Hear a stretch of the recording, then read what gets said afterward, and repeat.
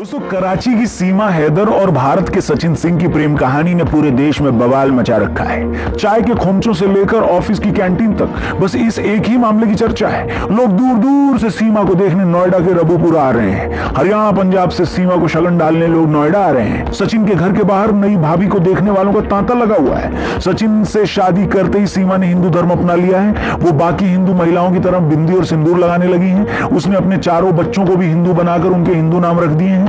पाकिस्तान से सीमा को जान से मारने की धमकियां मिल रही हैं। उसका शौहर उसे तलाक देने को तैयार नहीं है। और इन सब के बीच बार बार यह सवाल खड़ा हो रहा है कि क्या सीमा हैदर का प्यार सच्चा है? क्या सचिन को लेकर अपने प्यार की खातिर ही देश छोड़कर वो 4 बच्चों के साथ भारत आई है, या इन सब के पीछे कोई बड़ा षड्यंत्र है? क्या वो कोई पाकिस्तानी जासूस है? तो नमस्कार दोस्तों, आप देख रहे हैं फनतंत्र। मैं हूं रौनक। कहते हैं मोहब्बत कब होगी, किससे होगी, कहां होगी, कोई नहीं जानता। पाकिस्तान की सीमा हैदर और भारत के सचिन सिंह का प्यार इसकी एक बेहतरीन मिसाल है। तो ये साल 2020 का मामला था। कोरोना के चलते दोनों देशों में लॉकडाउन लगा था। सचिन और सीमा दोनों मोबाइल पर पबजी खेला करते थे।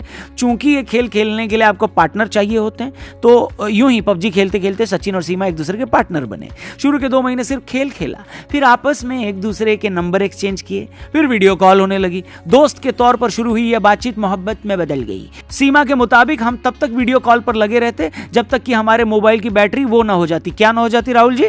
खत्म। इधर सीमा का सचिन के साथ प्यार परवान चढ़ रहा था। उधर वो सऊदी में रह रहे अपने शौहर से भी खुश नहीं थी। सीमा कहती हैं कि उसका शौहर बात बात पर उसे नीचा दिखाता था, जलील करता था।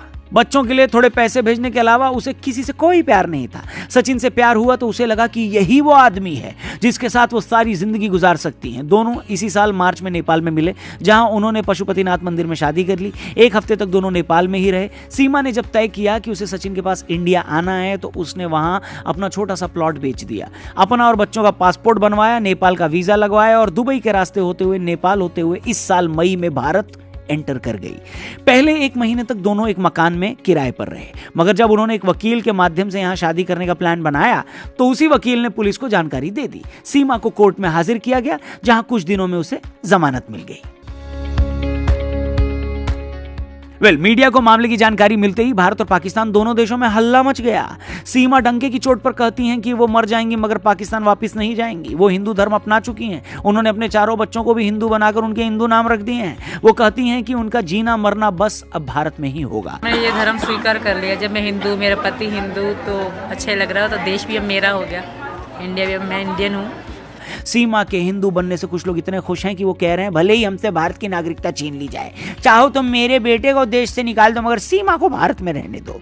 उनके 4 बच्चों के एक साथ धर्म परिवर्तन करने से भी कुछ बंधु लोग इतने निहाल हो गए हैं कि वो सचिन सिंह को भारत रत्न दिलवाने की मांग कर रहे हैं। वहीं भारत में ही एक वर्ग को सीमा का यूं धर्म परिवर्तन करके हिंदू हो जाना रास नहीं आ रहा है। उनका बस चले तो वो अभी मुन्नी की तरह कंधे पर टांग कर सीमा और उनके 4 बच्चों को पाकिस्तान छोड़ाएं, बजरंगी भाईजान बन जाए। ये वो लोग हैं जो सीमा के धर्म परिवर्तन करने के दर्द को सीधा बयां नहीं करते, मगर उनके चेहरे पर आई कब्ज की लकीरें इसी दर्द को बयां कर रही हैं। गली घेर के क्यों खड़े हो? भाभी को देखने आए हैं। भाभी को देखने आए।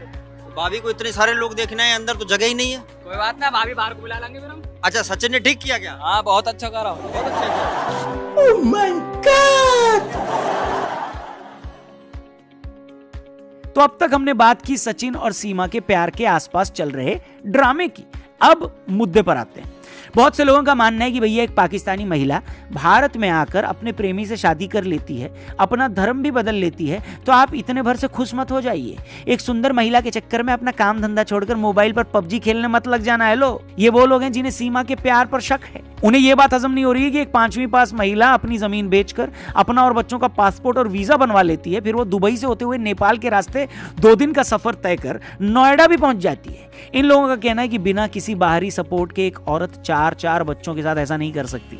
इसके अलावा सचिन के मुकाबले सीमा दिखने में भी बहुत अट्रैक्टिव है। सचिन के पास कोई काम धंधा भी नहीं है। सचिन सीमा से उम्र में 5 साल छोटा भी है।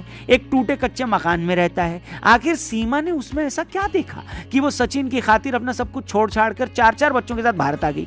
सीमा का भाई खुद सेना में भी है। इस बात से भी लोगों को और शक होता है कि कहीं वो कोई हनी ट्रैप तो नहीं।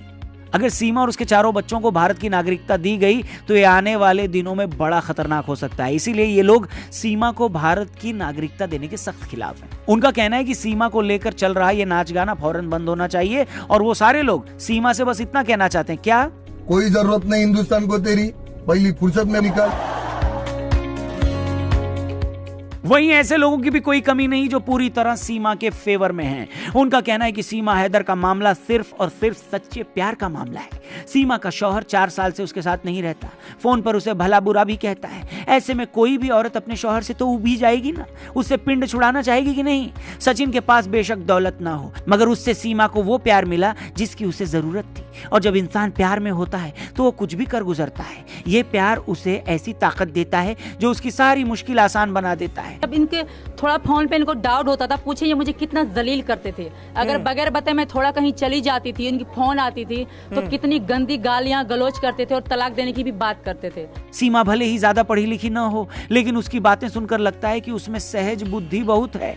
इसलिए अगर वो अपनी जमीन बेचकर नेपाल के रास्ते भारत आ गई है तो कोई हैरानी नहीं है। उससे भी बड़ी बात यह है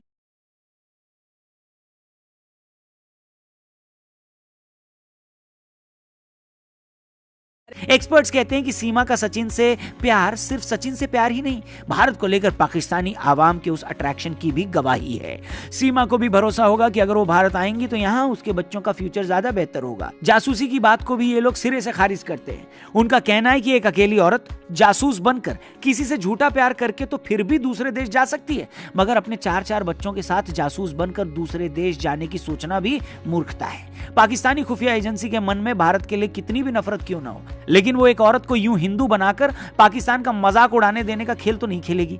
और एक औरत भी सिर्फ जासूसी करने के लिए दूसरे मर्द से शादी करके उससे झूठे संबंध कैसे बना लेगी। हालांकि जासूसी के खेल में कुछ भी हो सकता है, मगर सीमा के मामले में ये बहुत दूर की कौड़ी लगता है, ऐसा कुछ लोग कह रहे हैं। मैं मोहब्बत में आई हूँ, मेरे बच्चे मेरी जिंदगी थे, उनको मैं लेकर आई, यही कारण है। और कोई भी माँ अपने बच्चों की अगर गलत काम करती होती तो मैं अपने बच्चे कभी ना ले आती। मगर अब सवाल आता है कि क्या सीमा का प्यार सच में सच्चा है? पुलिस और खुफिया एजेंसियां इस बात से सेटिस्फाई हो जाती हैं कि वो कोई जासूस नहीं है तो क्या उसे भारत में नागरिकता दे दी जाए? कानून के जानकारों का कहना है कि सीमा को भारत की नागरिकता देना बिल्कुल भी आसान नहीं होगा। सच तो यह है कि हो ये सकता है उसे वापस पाकिस्तान भेज दिया जाए, क्योंकि नागरिकता देने से जुड़े 3 एक्ट, पहला पासपोर्ट, दूसरा सिटीजन एक्ट और तीसरा फॉरेनर्स एक्ट। इन तीनों एक्ट में अगर कोई भी विदेशी महिला भारतीय नागरिक से शादी करती है तो उसे अपने आप भारत की नागरिकता मिल जाती है। मगर सीमा के केस में चूंकि उसने इलीगल तरीके से देश में एंट्री की तो उसे पहले उसके देश में डिपोर्ट करना ही पड़ेगा। उस पर सिटीजनशिप बाय नेचुरलाइजेशन का एक्ट लागू नहीं हो सकता। नेचुरलाइजेशन में इनका एप्लीकेशन तभी कंसिडर होगा जब इनकी एंट्री इंडिया में लीगल होती। इलीगल एंट्री के बाद नेचुरलाइजेशन में कंप्लीट बार है। इसके अलावा भारत ने रेफ्यूजी स्टेटस से जुड़ा 1951 का रेफ्यूजी एक्ट भी साइन नहीं किया है, इसलिए भी भारत सीमा को अपने यहाँ की नागरिकता नहीं दे सकता। रेफ्यूजी एक्ट में भी अगर किसी एक देश का नागरिक ये शिकायत करता है कि उसे अपने देश में जान का खतरा है और वो शरण चाहता है तो उसे नागरिकता मिल सकती है। सीमा के मामले में एक और दिक्कत है, वो पाकिस्तान से है। पाकिस्तान मुस्लिम राष्ट्र है, सीमा खुद भी मुस्लिम रही है। ऐसे में वो धार्मिक उत्पीड़न के नाम पर भी भारत में शरण नहीं मांग सकती। इसलिए एक्सपर्ट्स का ऐसा मानना है कि हो सकता है कि सीमा को वापस पाकिस्तान भेज दिया जाए। मगर इसमें भी झोल ये है कि सीमा को पाकिस्तान भी तभी भेजा जा सकता है जब पाकिस्तान उसे वापस लेने के लिए तैयार हो।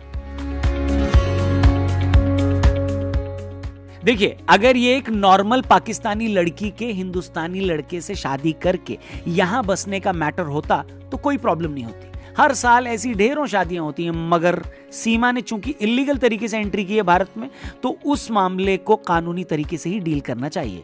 मगर यह भी सच है कि अगर सीमा को सच में पाकिस्तान में कोई जान का खतरा है तो क्या उस खतरे को देखते हुए भी उसे पाकिस्तान भेजना चाहिए क्या? हेलो, ये तो सीधे सीधे उसे मौत के मुंह में डालने वाली बात होगी। और इस मामले में तो वो अकेली नहीं है, 4 बच्चे भी हैं। उसे कुछ हुआ तो उन 4 बच्चों का क्या होगा? उम्मीद करते हैं कि आखिर में जो फैसला होगा वो सबके हक में हो, किसी के प्यार की खातिर भावनाओं में बहकर देश की सिक्योरिटी को भी खतरे में न डाला जाए और न ही रूल्स का हवाला देकर किसी को मौत के मुंह में धकेल दिया जाए। बाकी आपकी इस मामले में क्या राय है? आपको क्या लगता है, क्या सच में सीमा का प्यार सच्चा है या वो आपको कोई एजेंट लगती है? क्या उन्हें भारत में रुकने की इजाजत मिलनी चाहिए या फिर उन्हें पाकिस्तान वापस डिपोर्ट कर देना चाहिए? जो भी राय है कमेंट बॉक्स खुला है, जरूर लिखकर बताएं।